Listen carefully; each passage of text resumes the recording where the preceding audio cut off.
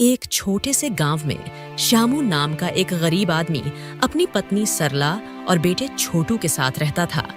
श्यामू अपने बेटे छोटू के साथ मिलकर समोसे बेचता और उसी से अपने परिवार का गुजारा करता था।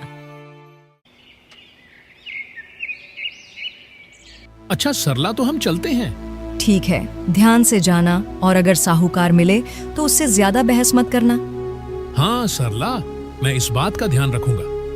इसके बाद दोनों बाप बेटे समोसे का ठेला लेकर चौराहे की ओर चल देते हैं। वहां पहुंचकर श्याम अपना काम शुरू कर देता है।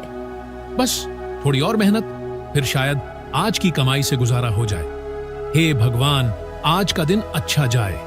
तभी श्यामू के बेटे छोटू की नजर सामने से आ रहे साहूकार पर पड़ती है। छोटू उसे देखकर घबरा जाता है। बाबा बाबा, मालिक आ रहे हैं, गली के साहूकार। श्यामू की आंखों में चिंता उतर आती है। तभी एक मोटे पेट वाला आदमी भारी मूंछें और चमचमाते जूते पहनकर आता है। यह है गली का साहूकार हरनाम सिंह। ओ श्यामू, फिर से यही गली में ठेला लगा दिया? कितनी बार कहा कि ये जगह मेरी है, किराया देगा या ठेला उठवाऊं? मालिक, मैं कहाँ जाऊं? मेरे पास कुछ भी नहीं है, बस यही ठेला है जिससे मैं अपने बच्चों का पेट पालता हूँ। ये गरीबी की कहानी मुझे मत सुना। पैसे ला, वरना ठेला हटवा दूंगा। श्यामू के चेहरे पर दुख और बेबसी साफ झलक रही थी। छोटू को गुस्सा आ रहा था, लेकिन वह चुप था। बाबा, हम हमेशा इनके ताने सुनते रहेंगे क्या? क्या करे बेटा, मेहनत के बावजूद भी कभी कभी परिस्थिति इंसान को झुका देती है। हरनाम सिंह ठेले की ओर बढ़ता है और एक समोसा उठाकर बिना पैसे दिए खाने लगता है। अरे वाह, स्वाद तो बढ़िया है, पर तेरी किस्मत खराब है श्यामू। देखता हूँ कितने दिन चलता है तेरा धंधा। वह ठहाका लगाते हुए चला जाता है। श्यामू और छोटू उसे जाते हुए देखते रहते हैं। बाबा, हम इनको जवाब देंगे। एक दिन हम इतनी तरक्की करेंगे कि यही लोग हमसे उधार मांगेंगे। श्यामू छोटू की तरफ देखता है। उसकी आंखों में कहीं एक उम्मीद की किरण चमक उठती है। इसके बाद शाम को दोनों बाप बेटे ठेला लेकर घर की ओर चल देते हैं। रात का समय। श्यामू का छोटा सा मिट्टी का घर। कोने में एक टूटी हुई चौकी पड़ी थी, जिस पर श्यामू की पत्नी सरला बैठकर खाना बना रही थी। छोटू भी पास में ही बैठा था। श्यामू थके हुए चेहरे के साथ सरला की ओर देखता है। श्यामू, क्या आज भी साहूकार आया था? हाँ सरला, वो फिर से धमकी देकर गया है। कह रहा था कि जगह का किराया दे, वरना ठेला हटवा दूंगा। सरला साहूकार इतना किराया मांग रहा है कि यदि हम उसे किराया देने लगे तो हमारे कुछ नहीं बचेगा। यह सुनकर सरला की आंखों में आंसू आ जाते हैं। वह चूल्हे से रोटी निकालकर रामलाल की ओर बढ़ाती है। दिन भर मेहनत करते हो, लो 2 रोटी तो चैन से खा लो। सरला, कब तक ऐसे चलेगा? कभी कभी लगता है कि किस्मत मेरे साथ मजाक कर रही है। छोटू, जो चुपचाप बैठा सुन रहा था, अचानक बोल पड़ता है। बाबा, हम किस्मत से नहीं, अपनी मेहनत से जीतेंगे। एक दिन हमारा नाम होगा और यह साहूकार खुद हमारे पास आएगा। श्यामू छोटू की ओर देखता है। उसके आत्मविश्वास से भरे शब्द सुनकर उसकी आंखों में हल्की सी चमक आ जाती है। हाँ, तू सच कह रहा है बेटा। और हाँ बाबा, अगर समोसे इतने स्वादिष्ट हैं तो हमें डरने की जरूरत नहीं। हमें और अच्छा बनाना होगा और ज्यादा लोगों तक पहुंचाना होगा।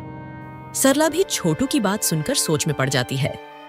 लेकिन बेटा, ये सब करने के लिए पैसे कहाँ से आएंगे? माँ, अगर हमारे पास पैसे नहीं हैं तो हम अपनी मेहनत बढ़ा सकते हैं। हमें कुछ नया सोचना होगा, कुछ अलग। श्यामू और सरला छोटू की बातों को ध्यान से सुनते हैं। उनकी की आंखों में एक नई उम्मीद की चमक उठती है। रात धीरे धीरे गहरी होती जाती है, लेकिन अब इस छोटे से घर में एक नई उम्मीद जाग चुकी थी। अगली सुबह श्यामू और उसका बेटा छोटू ठेला लेकर चौराहे की ओर निकलते हैं। जैसे ही वे वहां पहुंचकर अपना काम शुरू करते हैं, तभी साहूकार वहां आ जाता है। साहूकार गुस्से में श्यामू को देखता है। ओए, तुझसे कितनी बार मना कर दिया कि यहाँ ठेला मत लगाया कर। किराया तो देता नहीं है और रोज फ्री में ठेला लगा लेता है। साहूकार जी, आपको तो पता ही है कि मैं कितना गरीब आदमी हूँ और थोड़े बहुत समोसे बेचकर अपने घर का गुजारा करता हूँ। साहूकार जी, मैं दिन भर में मुश्किल से 250 रुपए कमा पाता हूँ। यदि उसमें भी मैं आपका किराया देने लगूंगा तो मेरे पास क्या बचेगा? तो ठीक है, यदि तुझे किराया नहीं देना तो अभी के भी अपना ठेला यहाँ से हटा, नहीं तो आदमियों को बुलाकर तेरा ठेला यहाँ से फिकवा दूंगा। यह सुनकर श्याम की आंखों में आंसू आ जाते हैं। दोनों बाप बेटे अपना ठेला लेकर वहां से गांव की दूसरी ओर चलने लगते हैं। बाबा, अब हम क्या करेंगे? चिंता मत कर बेटा, भगवान सब देख रहा है, कहीं ना कहीं कोई जगह मिल ही जाएगी। चलते चलते तभी श्यामू की नजर गांव के एक और चौराहे पर पड़ती है, जहां ज्यादा भीड़ भाड़ तो नहीं थी, पर यह जगह उसके लिए सुरक्षित थी।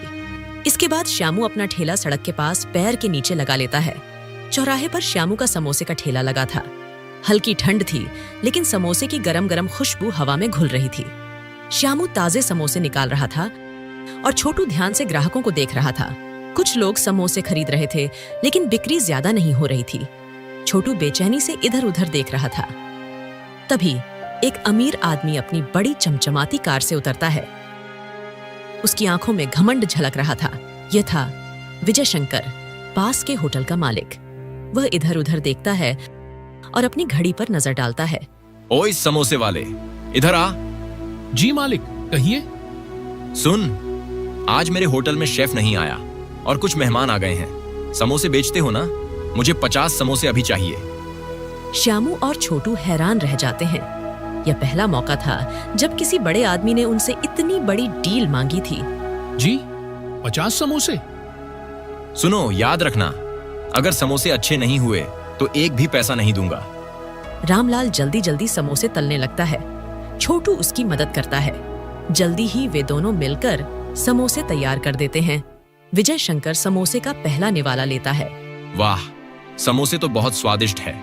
सुनो, तुम इसी प्रकार रोज मुझे समोसे देते रहना। इसके बाद वह श्यामू को पैसे देकर वहां से चला जाता है। ये देखकर श्यामू के चेहरा खुशी से खिल उठता है। बाबा, लगता है भगवान ने हमारी सुन ली। हाँ, और अगर हमने सही से काम किया तो शायद यह मौका हमारी जिंदगी बदल सकता है। इसके बाद शाम को दोनों खुशी खुशी घर पहुंचते हैं। रात का समय। छोटे से मिट्टी के घर में हल्की रोशनी टिमटिमा रही थी। श्यामू, सरला और छोटू जमीन पर बैठे थे। उनके चेहरे पर खुशी की चमक थी, लेकिन साथ ही एक चिंता भी झलक रही थी। तो अब हमारे समोसे होटलों में भी जाने लगे। हाँ, और अगर हमने सही से काम किया तो शायद यह मौका हमारी जिंदगी बदल सकता है। बाबा, हमें बस जमकर मेहनत करनी होगी। हमें पहले से ज्यादा समोसे बनाने होंगे। पर इतने समोसे बनाने के लिए सामान कहाँ से आएगा? तेल, मसाले, मैदा, ये सब चाहिए ना।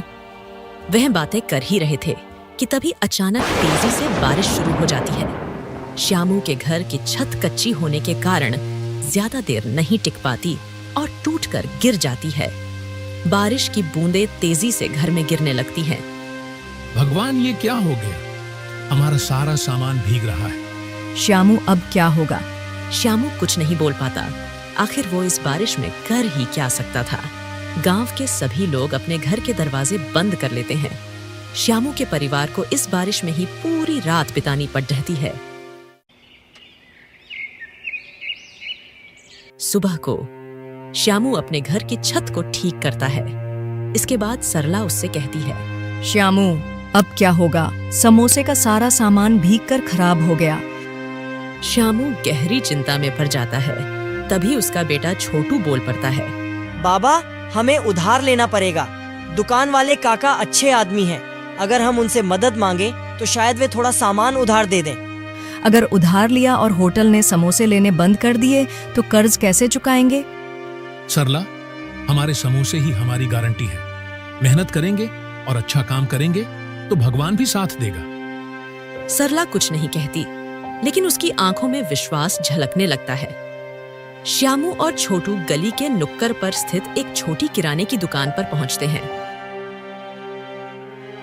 दुकान का मालिक माधव काका पुराने और ईमानदार इंसान हैं। वे श्यामू को देखते ही मुस्कुरा देते हैं। अरे श्यामू, आज इतने सुबह सुबह क्या चाहिए?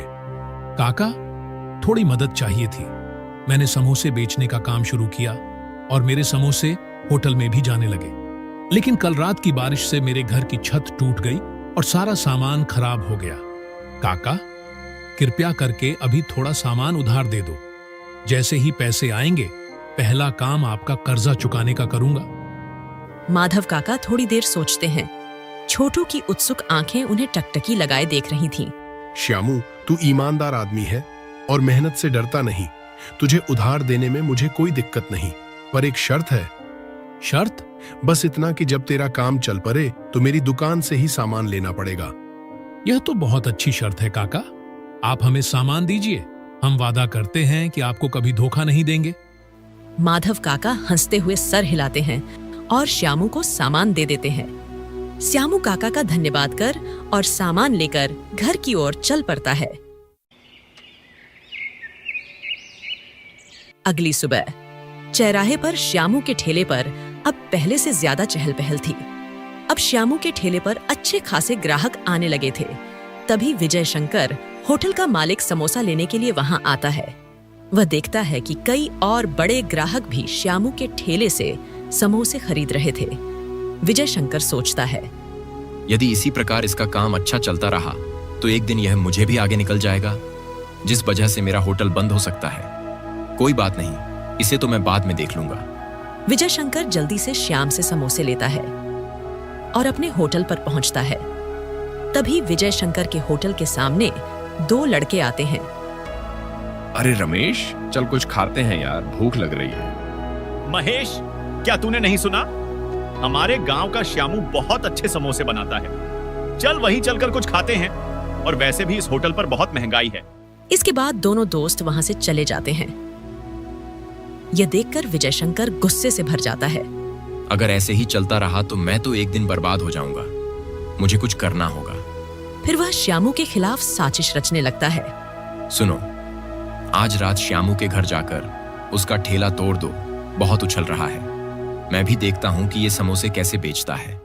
रात का समय विजय शंकर के आदमी चुपके से श्याम के घर के पास जाकर उसका ठेला तोड़ देते हैं। फिर वहां से भाग जाते हैं।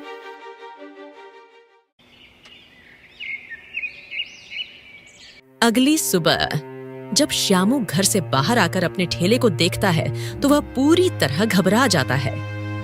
आखिर यह किसने किया है? हे भगवान, ये क्या हो रहा है मेरे साथ? श्यामू की आवाज सुनकर सरला और छोटू दौड़े चले आते हैं। क्या हुआ श्यामू? तभी सरला की नजर ठेले पर पड़ती है, जो बुरी तरह टूटा पड़ा था। यह देखकर सरला बहुत दुखी होती है और उसकी आंखों में आंसू आ जाते हैं। अब क्या होगा बाबा? तभी माधव काका, जो अपनी दुकान पर जा रहे थे, उनकी नजर श्यामू पर पड़ती है। अरे श्यामू, क्या हुआ? माधव काका, देखो, कोई कल रात मेरा ठेला तोड़ कर चला गया। माधव काका यह देखकर हैरान रह जाते हैं। वे सोचते हैं, श्याम एक मेहनती आदमी है और अच्छे समोसे बनाता है। किसी ने जलन के कारण उसका ठेला तोड़ दिया होगा। श्यामू, तू चिंता मत कर, मेरी एक दुकान खाली पड़ी है। अगर तू चाहे तो उसमें अपने समोसे बेच सकता है। और सुन, जब तक तेरा काम अच्छा नहीं चल जाता मैं तुझसे किराया नहीं लूंगा। माधव काका की है बात सुनकर श्यामू के चेहरे पर थोड़ी शांति आती है। वह कहता है, काका, आपका बहुत बहुत धन्यवाद, जो तुमने मुझ गरीब को सहारा दिया। मैं पूरी कोशिश करूंगा इस दुकान को अच्छे से चलाने की। इसके बाद अगले दिन से श्यामू माधव काका की दुकान में समोसे बेचने लगता है। धीरे धीरे श्यामू की दुकान चलने लगती है। अब ग्राहकों की भीड़ हर रोज बढ़ रही थी। श्यामू और छोटू मिलकर खूब मेहनत कर रहे थे। श्यामू भैया, आज तो समोसे और भी बढ़िया लग रहे हैं। अब हमें होटल जाने की जरूरत ही नहीं, यहाँ के समोसे ही सबसे बढ़िया हैं। छोटू और श्यामू गर्व से मुस्कुरा उठते हैं। तभी एक लड़का श्यामू की दुकान पर आता है। नमस्ते काका, मैं अजय हूँ। आपके समोसों के बारे में बहुत सुना था, आज खाने आया हूँ।